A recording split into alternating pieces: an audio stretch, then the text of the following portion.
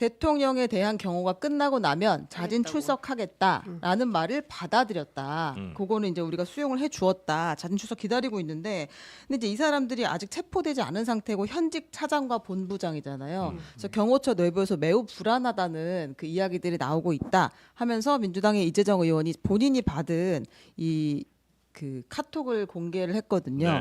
근데 이제 경호처에 있는 분이 이렇게 보내왔다는 이야기입니다. 이 사람들이 지휘부가 여전히 건재하고 네. 이 사람들의 이게 비협조한 인원들에 음. 대한 그 조직적 비난과 인사상 불이익 등이 우려된다. 아. 빨리 정리를 해달라. 이제 이런 이야기를 그거 좀 했다. 필요하긴 그거는 하겠네요. 잘못한 거예요. 체포영장이 이미 발부가 돼 된- 있었기 때문에 집행을 했어야 되죠. 네, 그러니까 네, 네. 100번을 양보하더라도 공수처까지 갔어요.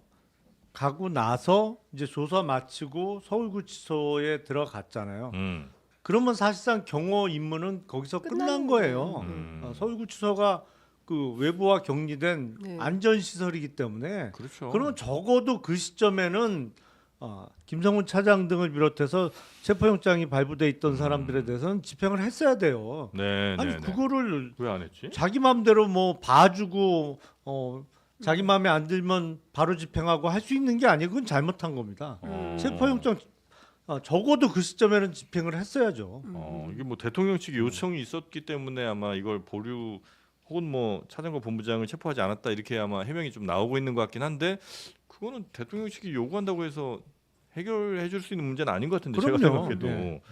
이거 그 걱정 이재정 의원의 걱정은 충분히 또 그럴 것 같기도 하고요. 왜냐하면 상당수 때 부장들 뭐 이런 사람들이 이 사람들의 말을 안 들었다는 거 아니에요. 그래서 아니, 이제 물리적 충돌 없이 그래도 비교적 평화적으로 잘 나왔고. 그렇죠. 그러니까 예. 제가 지난주에도 말씀드렸던 것처럼 경호처 내부는 네. 이 불법한 그러니까 경우에 따라서 본인들이 그 특수공무집행 방해로 이권 가능성이 있는 일에 엮이고 싶지 않죠. 그러니까 뭐 휴가를 내거나 네네네. 아니면은 그 대기하면서 업무에 안 나가니까 김성훈 차장이 돌아다니면서 막 찾았다는 거잖아요. 다 어디가 있는 거야? 왜 없어? 막 이렇게 막 했다는 거잖아요. 근데 그런 정도로 일종의 저는 이제 소극적으로 저항을 한 거죠. 네. 적극적이라고 표현을 해도 될 것 같고 여하튼 동원되지 않으려고 자기 안간힘을 쓴 거라고 생각을 하는데 그걸 가지고 지금 이광호 본부장을 포함해서 48시간 지나면 대통령 돌아온다라고 하면서 줄 똑바로 서 이렇게 얘기를 하고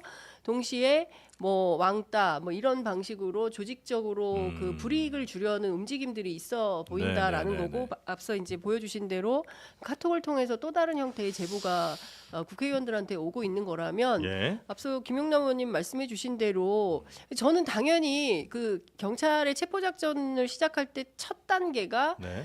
김성훈, 이광우, 김신 세 사람에 대한 그 체포영장부터 집행하고 그리고 나서 그렇죠. 예 윤석열 대통령을 체포한다로 알고 있었는데 그리고 초반에 이제 기사가 들어오기를 호송차에 태웠다라는 얘기도 있었어요. 그래서 이미 체포가 맞아요. 됐나 보다. 네네. 그래서 다음으로 그 이제 관저에 진입을 해가지고 체포하는 모양이다라고 생각을 했는데 그게 아니었던 거죠. 네. 그래서 결과적으로는 윤 쪽에서 요구하는 바를 받아주긴 했다는 건데 그 자체로 전 적법성 논란은 있을 예. 수밖에 없고 공수처가 또 실수했다라는 비판을 명쾌 어려워 보이네요. 네. 그럼 경호처 지금 그러면 수장이 누구예요? 김성훈 차장이죠. 아니죠? 네. 그러니까 네. 그러면 그 인사도 역시 이 사람이 할 수도 있는 거잖아요. 물론 뭐 못하리라 생각은 그렇죠. 하지만. 근데 그렇죠. 이제 지금 공수처장이 공석인데 그 김성훈 경호처장이, 네. 공수차장에 대한 체포영장은 경찰에서 발부받지 않았나요? 혹시 제가 지금 기억이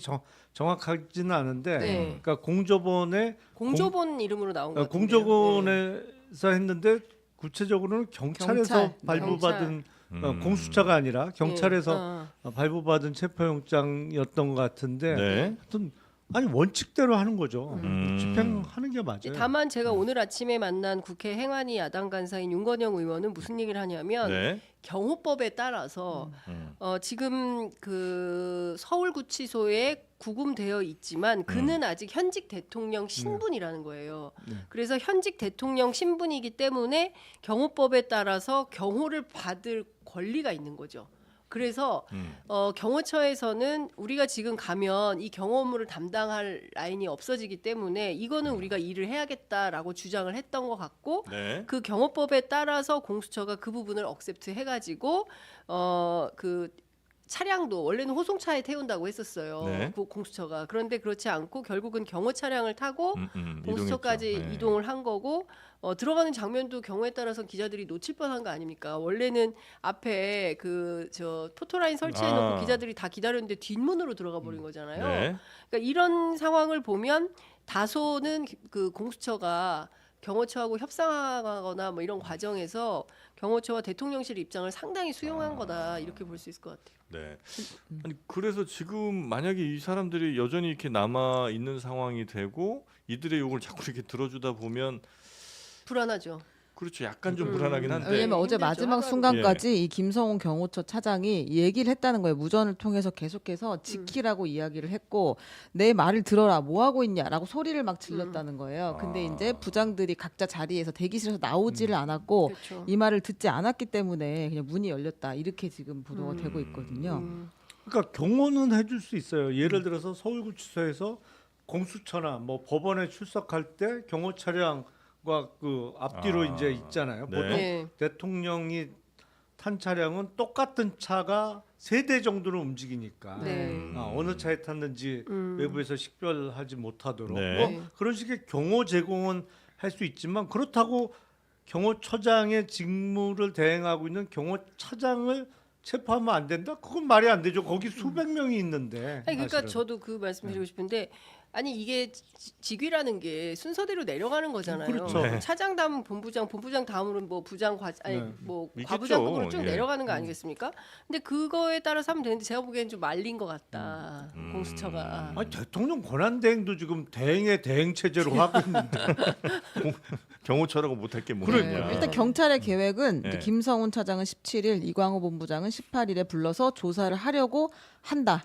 의 계획은 갖고 있습니다. 네. 무료 변론.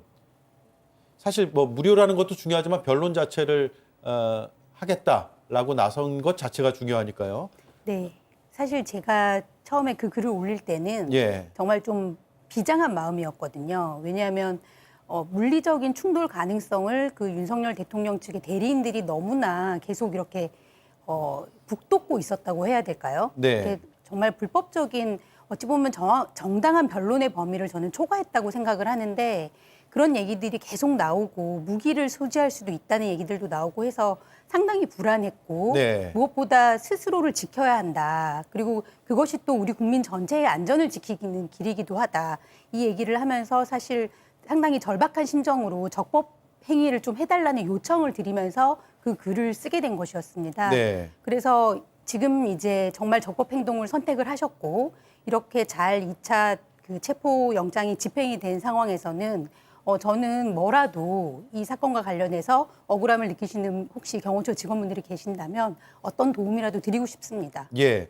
자, 그 답변의 연장선상에 있는 질문이 될 것 같은데 얼마 전에 언론 보도 통해서 관저 경호처에서 근무 중인 남편을 둔 아내의 편지가 보도가 됐습니다. 네. 남편이 큰 책임을 떠안게 될까 두려움이 앞선다. 현장에 나갈 수밖에 없는 뒷모습에 고통스럽고 불안하다. 지옥 같은 마음이다. 라는 그런 소회를 적어서 언론에 제보를 한 건데 오늘 체포로 일단락은 되긴 됐습니다만 이런 불안감을 아직도 갖고 있는 가족 혹은 당사자가 있을 것 같거든요. 한 말씀 하신다면요. 네. 충분히 그러실 수 있다고 생각하고요. 진짜 말 그대로 지옥이셨을 것 같아요. 그 당사자분들도 사실은 공무원 신분이지 않습니까? 얼마나 많은 준비를 해서 그렇게 자부심을 가질 만한 어떤 경호처 직원이라는 그런 공무원직에 이제 종사를 하고 계시는 건데 사실 되게 모욕적인 지시를 계속 받으신 거거든요. 예.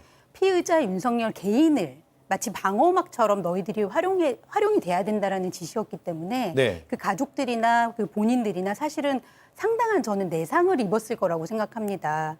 그래서 그분들한테 오히려 막 죄송한 마음까지 들 정도고요.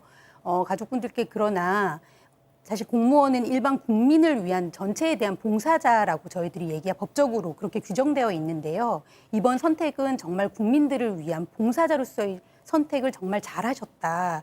좀 당분간은 그 내상을 잘 치유하셨으면 좋겠다. 그 말씀 드리고 싶습니다. 예.